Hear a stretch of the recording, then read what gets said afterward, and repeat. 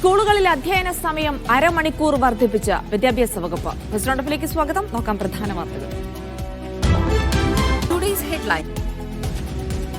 മാസപ്പടി കേസിൽ കോടതിയിൽ മുഖ്യമന്ത്രിയുടെ മകൾ വീണയുടെ മറുപടി സത്യവാങ്മൂലം.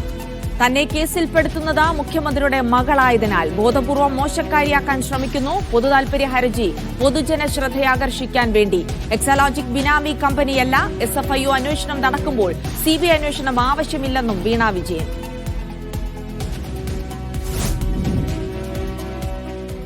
രാഷ്ട്രീയ നേതൃത്വമായും ഒരു പടി കൂടി കടന്ന് UDFന്റെ രാഷ്ട്രീയ നേതൃത്വമായും ജമാഅത്തെ ഇസ്ലാമിയും അവരോടൊപ്പം നിൽക്കുന്നവരും മാറുന്നു. കമ്മ്യൂണലായിട്ടുള്ള ചേരിതിരിവുണ്ടാക്കി ഇലക്ഷനിൽ ജയിക്കാനുള്ള ഒരു തരംതാണ രാഷ്ട്രീയമാണ് CPM അവലംബിക്കുന്നത്. തൈരാദി വസ്തുക്കൾ അശുദ്ധമായാൽ പൗലോസ് തൊട്ടാൽ അത് ശുദ്ധമാകും എന്നതായിരുന്നു ഒരു പഴഞ്ഞല്ലെങ്കിൽ CPM തൊട്ടാൽ എല്ലാവരും ശുദ്ധരാകും. UDFും ജമാഅത്തെ ഇസ്ലാമിയും കക്ഷികളായിട്ട് മാറി എന്നുള്ളതിൻ്റെ പ്രഖ്യാപനമാണ് VD സതീശൻ നടത്തിയിട്ടുള്ളത്.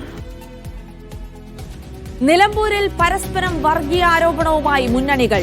ലീഗിന്റെയും UDFന്റെയും നയരൂപീകരണം നടത്തുന്നത് ജമാഅത്തെ ഇസ്ലാമി എന്ന M സ്വരാജ്. VD സതീശൻ നടത്തിയത് UDF ജമാഅത്തെ ഇസ്ലാമിയുമായി ഐക്യകക്ഷിയായതിന്റെ പ്രഖ്യാപനമെന്ന് MV ഗോവിന്ദൻ. നിലമ്പൂരിൽ BJPയുടെ പ്രചാരണം UDFനെതിരെയെന്ന K മുരളീധരൻ. ഹിന്ദു മഹാസഭയും RSSും പിണറായിക്കൊപ്പം. 2019 ശേഷം ജമാഅത്തെ ഇസ്ലാമി നിലപാട് മാറ്റി. പൗലോസ് തൊട്ടാൽ ശുദ്ധമാകുമെന്ന നിലപാടാണ് CPMനെന്ന് സണ്ണി ജോസഫ്. PDPയെ തോളിലേറ്റിയവർ ജമാഅത്ത് പിന്തുണയിൽ UDFനെ വിമർശിക്കുന്നുവെന്ന് രമേശ് ചെന്നിത്തല.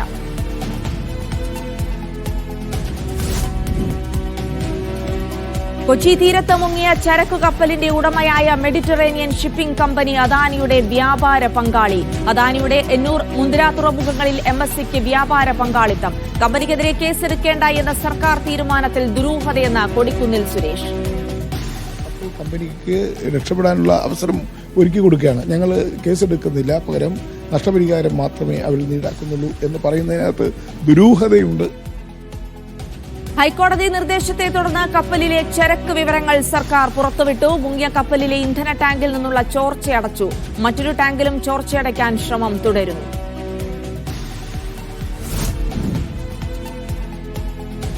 പുറം കടലിൽ തീപിടിച്ച കപ്പലിലെ തീയണയ്ക്കാൻ തീവ്ര ശ്രമം. 40% തീയണച്ചു. നാളെയോടെ കൂടുതൽ കപ്പലുകൾ രക്ഷാദൌത്യത്തിന്. കപ്പൽ കൂടുതൽ ചരിയുന്നത് ആശങ്ക. കാണാതായ 4 പേർക്കായി തിരച്ചിൽ തുടരുന്നു. കടലിൽ വീണ കണ്ടെയ്നറുകളിലെ വസ്തുക്കൾ 4 ദിവസത്തേക്ക് കേരള തീരത്തേക്ക് എത്തില്ലെന്ന് ദുരന്ത നിവാരണ അതോറിറ്റി.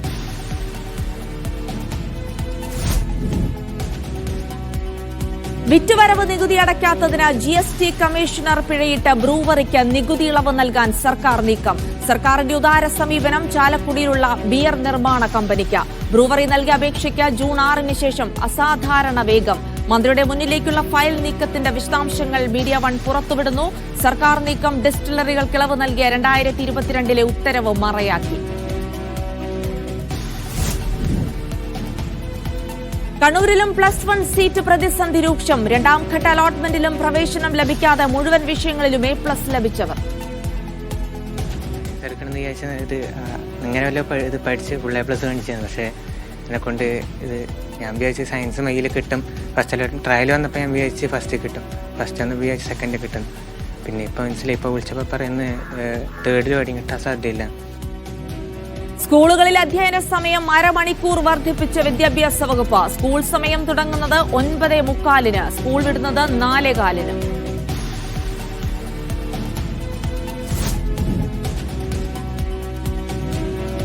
താമരശ്ശേരി ഷഹബാസ് വധക്കേസിൽ കുറ്റാരോപിതരായ വിദ്യാർത്ഥികൾക്ക് ജാമ്യം. ഹൈക്കോടതി ജാമ്യം അനുവദിച്ചത് ഒബ്സർവേഷൻ ഹോമിൽ തുടരുന്നത് ബാലനീതി നിയമത്തിന് വിരുദ്ധമാണെന്ന നിരീക്ഷണത്തോടെ. ക്രിമിനൽ പശ്ചാത്തലമുള്ളവരുമായി സഹവസിക്കരുത്, അന്വേഷണവുമായി സഹകരിക്കണം. ഇക്കാര്യത്തിൽ രക്ഷിതാക്കൾ സത്യവാങ്മൂലം നൽകണമെന്നും കോടതി നിർദ്ദേശം.